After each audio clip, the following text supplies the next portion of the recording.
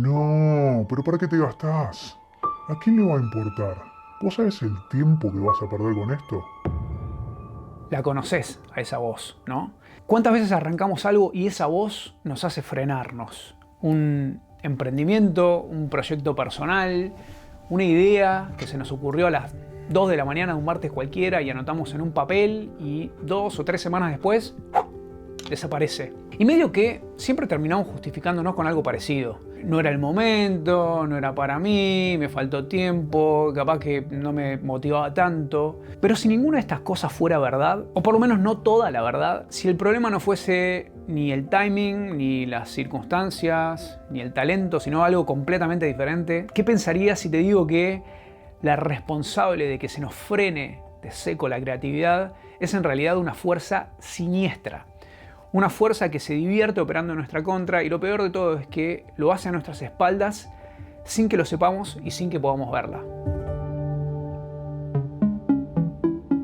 Sé que puede sonar un toque conspirativo y sobrenatural, pero te juro que esta fuerza existe. Un par de días atrás me levanté destruido porque no había podido pegar un ojo. El hermoso perrito del vecino había ladrado toda la bendita noche. Pero bueno, me pegué una ducha, me hice un cafecito salvador y me senté con una hoja en blanco. El objetivo era tirar ideas para este videito nuevo que estoy haciendo justamente hoy. Y ahí nomás arrancó la vocecita. Polito, querida, ¿de qué te vas a poner a hablar? Si no tenés una sola idea decente, hermano. Encima, no dormiste ni 4 horas. Es más, ¿para qué te gastás, papu? ¿Quién va a perder tiempo viendo esto? Esa es la vocecita que te digo. La que aparece justo cuando estás empezando algo y sobre todo justo cuando estás tratando de terminar algo. En el exacto momento donde necesitas que esté más calladita, ahí aparece. Y hasta hace unos años atrás yo pensaba que esta vocecita era una especie de mezcla entre autocrítica, una necesidad de bajar a tierra, de no volar tanto, de ser más realista o, no sé, algún instinto de autopreservación del ego. Pero después aprendí que esta voz es externa, es siniestra y nos ataca la creatividad cada vez que queremos hacer algo. Lo aprendí gracias a Steven Pressfield, que escribió estos 2 libros, Do the Work y The War of Art, o La Guerra del Arte, no confundir con El Arte de la Guerra de Sun Tzu, otro gran librazo. Y estos 2 libros para mí fueron reveladores, porque él ahí bautiza a esta fuerza como la resistencia. Ahí Pressfield describe a la resistencia como una especie de fuerza invisible y universal que aparece cada vez que nos proponemos avanzar con un proyecto y lo hace como si fuese un villano que trabaja en contra de la creatividad y la innovación del mundo. No importa si es un proyecto personal, un proyecto de laburo, un canal de YouTube que querés armar, un podcast que querés hacer con un amigo o un libro que hace 1000 que querías escribir y no podés escribir. Lo que dice Pressfield es que cuando la resistencia detecta nuestras ganas de crear, aparece y aparece con hambre. Empieza primero alimentándose de nuestras dudas, de nuestros miedos y de nuestras inseguridades. Y si detecta que eso es realmente importante para nosotros, se pone más desquiciada y más voraz. Arranca primero con esta voz.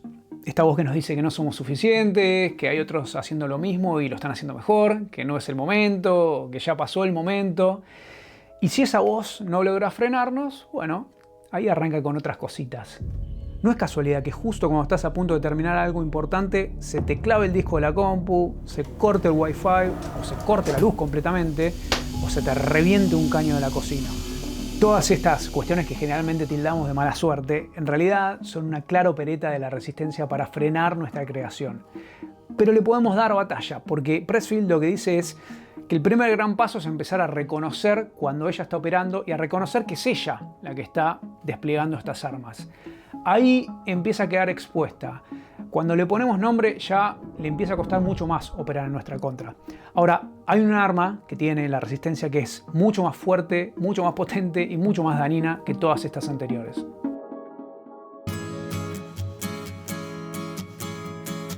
Si miramos para atrás, yo creo que a muchos de nosotros nos pasó algo más o menos parecido. Hubo un momento donde a la resistencia le costaba muchísimo más operar en nuestra contra. De pibe uno crea y se pone a jugar sin demasiado condicionamiento. No estás todo el tiempo con el miedo al juicio de los demás y no vivís en esa ansiedad constante de dudar si lo que estás haciendo lo vas a poder hacer bien o si va a funcionar. Pero de a poco llega el colegio, o la facu, después el laburo y de repente, sin que nos demos cuenta, se empezó a meter la resistencia. Y una de las armas más brutales que tiene la resistencia para operar en nuestra contra está basada en un mito. Es un mito que excluye y que yo creo que duró mucho más de lo que debería haber durado. Ese es el mito que pretende dividir al mundo entre las personas creativas y las que no lo son. Y si en algún momento alguien nos hizo creer que no pertenecíamos a ese primer grupo, ahí la resistencia dijo, ¡apa! Tomó nota y cada vez que nos propongamos crear algo va a decir, No, pero vos no sos el grupo de los creativos.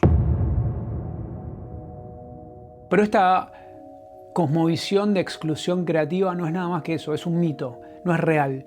Seguramente estuvo alimentado durante mucho tiempo por las tradicionales elites creativas, pero por suerte un tipo como Jay Jarvis, con su libro Creative Calling, vino a romper con ese mito. Y Jarvis fue el responsable de que hoy yo tenga una visión completamente diferente y perciba completamente diferente a la creatividad. Lo que plantea Jarvis en su libro Creative Calling es algo que no le cayó muy bien a esa elite creativa tradicional. Él lo que dice es, todos somos seres creativos. Todos, no solo el artista, la diseñadora, el músico, todos. Ni siquiera solo un fotógrafo profesional consagrado que haya laburado para marcas como Nike, Apple, Microsoft, Columbia, Subaru, Polaroid, Lady Gaga o Red Bull. Justamente ese es Jay Jarvis, quien escribió este libro. Ni siquiera solo él.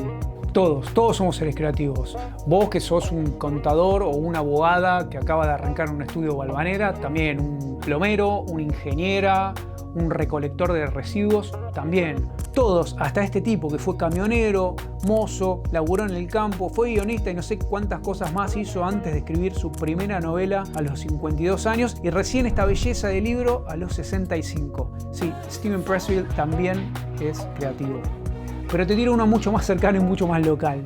Él es mi amigo Guille, cirujano vascular de profesión. A priori no es exactamente lo que imaginaríamos por esa definición tradicional de persona creativa. Pero vos fíjate qué loco, Willy actúa, canta, pinta, toca la viola y además tiene un emprendimiento que se llama Danzón, que es ropa única de autor pintada por él, que llegó a ser outfit habitual de Casey Neistat, uno de los youtubers más influyentes del mundo. Abajo en la descripción te dejo toda la data de Guille y sus proyectos que te recomiendo que cheques porque está buenísimo lo que hace. Lo que quiero decir es que no es que Willy se levantó un día y peló talento.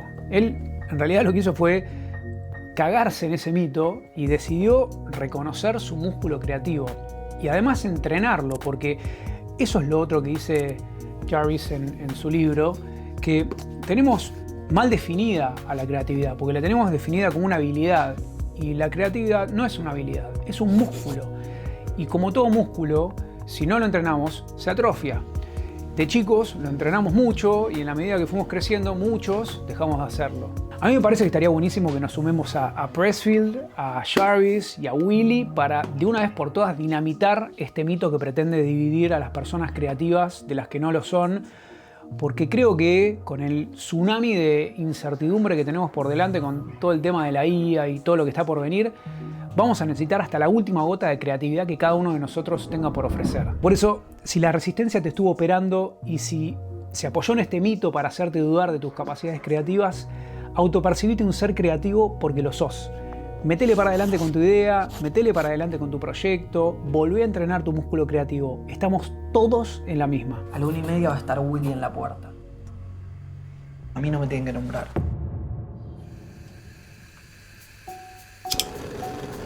Ok, ya sabemos que la resistencia existe, ya sabemos que nos va a atacar con más fuerza cuando detecte que es algo importante para nosotros.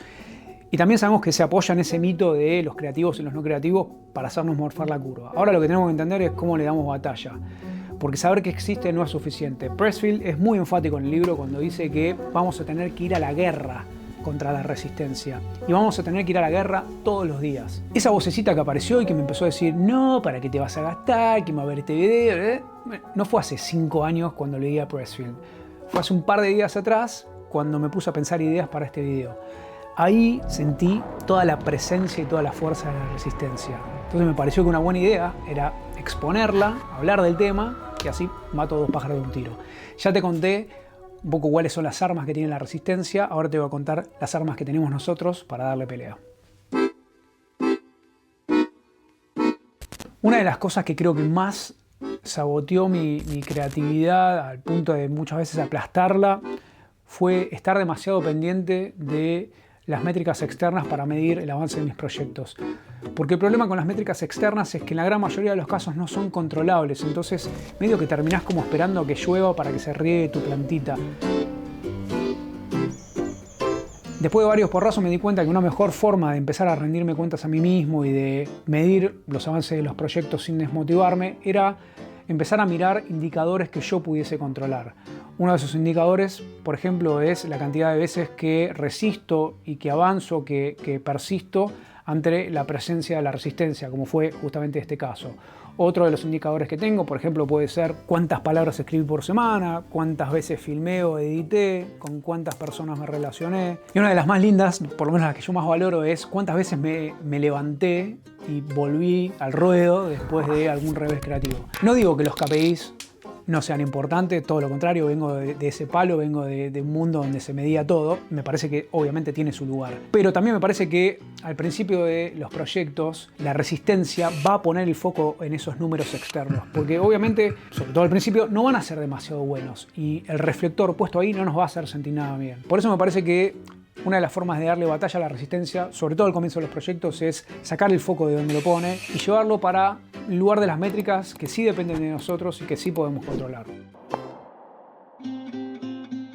Me generan un poquito de cringe esos típicos reels donde aparecen ahí en el top 3 de los 10 mejores tips para emprendedores creativos, constancia y perseverancia. Pero tengo que darle la derecha porque ahí está la papa. Cada vez que procrastinamos algo o frenamos y nos tomamos mucho tiempo para volver a empezar, eso hace que empecemos a perder inercia y se empieza a acumular una fuerza en reposo que hace muy difícil que después retomemos porque es una fuerza que tenemos que vencer. Esta fuerza en reposo le viene de 10 a la resistencia. Esto te lo cuento más en detalle en un video que hice acerca de la motivación, te dejo la descripción abajo o por acá. Sé que no es fácil, a mí particularmente me cuesta bastante y sé que es algo en lo que tengo que trabajar constantemente, pero la constancia y la perseverancia son muy importantes. Ahora, no a cualquier precio. Muchos usan el famoso fake it till you make it. No sé, no lo juzgo, pero no sé si funciona siempre. A mí me parece que cuando estás así en pose, la resistencia lo detecta y tiene una carta para tirarte ahí que es el síndrome del impostor y te la tira con toda. A mí me gusta mucho más la versión que usa Chase Jarvis en Creative Calling, que él habla de make it till you make it. Hacer, hacer, hacer y hacer. Ese es el tipo para mí de confianza que va. El que está basado en aprender la habilidad, en entrenar el músculo creativo. Ese creo que es el tipo de camino que te lleva a avanzar con mucha más confianza y vencer realmente a la resistencia, no el de la pose ni el del aparentar. La tercera arma es una que es más para la distancia donde estás en el medio de un proyecto ya transitándolo y se mete la resistencia para hacerte dudar si seguir o no con ese proyecto, que me ha pasado muchísimas veces, y son básicamente dos preguntas que me hago en ese momento. Una es si está funcionando, si eso que estoy haciendo está funcionando, ¿sí o no? Y la otra es si amo lo que estoy haciendo, me divierto, me gusta, amo eso que estoy haciendo. Ahí básicamente hay 4 permutaciones, 4 combinaciones posibles de esas dos preguntas. Si está funcionando y lo amás, bueno, viene el acelerador, o sea, no hay mucho más que decir acá, está buenísimo, es el mejor de los mundos. Ahora, si no está funcionando, pero igual lo amás, no te traiciones, seguí, mejora tus habilidades, apoyate en tus métricas internas, iterá, probá cosas nuevas, buscá formatos nuevos, seguí adelante. Justamente cuando tenés más dudas, porque no parece no estar funcionando, pero sentís que lo amás, es cuando tenés que seguir avanzando. Después, si está funcionando, pero no lo amás, bueno, medio que ahí ya hay preguntas más profundas que capaz necesitas empezar a hacerte. Y por último, bueno, el peor de los mundos, si no está funcionando y no lo amás, bueno, rajá, no sé qué carajo estás haciendo ahí.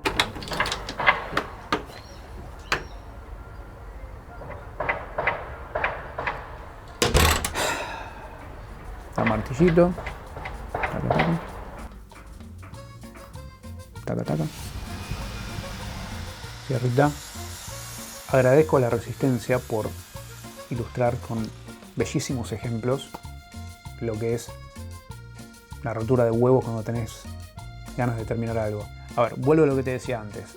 Estas herramientas son las que a mí más me sirven para darle pelea a la resistencia.